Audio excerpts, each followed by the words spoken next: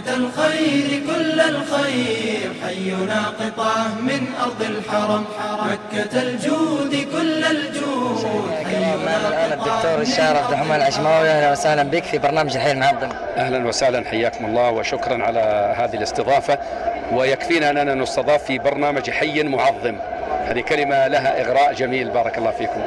يعطيك العافية. ما هو انطباعك ورأيك حول برنامج الحي المعظم؟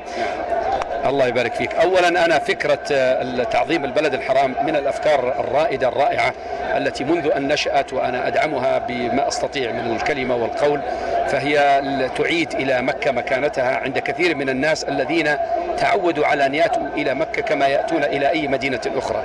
فيكفي أن برنامج تعظيم البلد الحرام برنامج رائد ورائع ومناسب لقيمة مكة وقدرها عند المسلمين جميعا.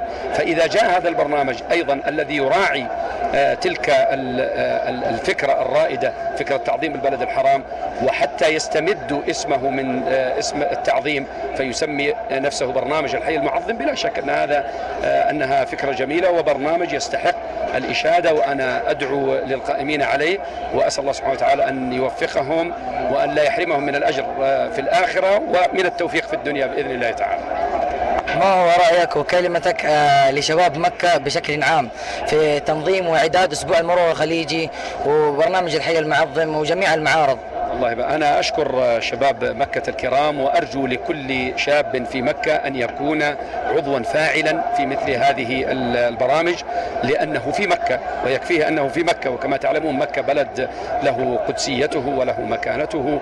ويعني فعلا أنا في نظري الإنسان الذي يعيش في مكة يجب أن يستشعر معنى عظمة البلد الذي يعيش فيه، فحتى الجانب الخلقي، حتى جانب الكلام، حتى جانب الحوار، حتى جانب التعامل يجب أن يكون راقيا. فأنا أشكر شباب مكة على تفاعلهم وأطلب منهم المزيد، ومهما بذلوا فمكة تستحق. بارك الله فيك. الدكتور الشاعر عبد الرحمن العشماوي، لا نود أن نطيل عليك لكن كلمة أخيرة. كلمة أخيرة، أسأل الله أن يوفقني وإياكم لكل خير، وإن شاء الله نراكم في لقاءات أخرى وبرامج أخرى، وبارك الله فيكم. مكة الخير كل الخير، حينا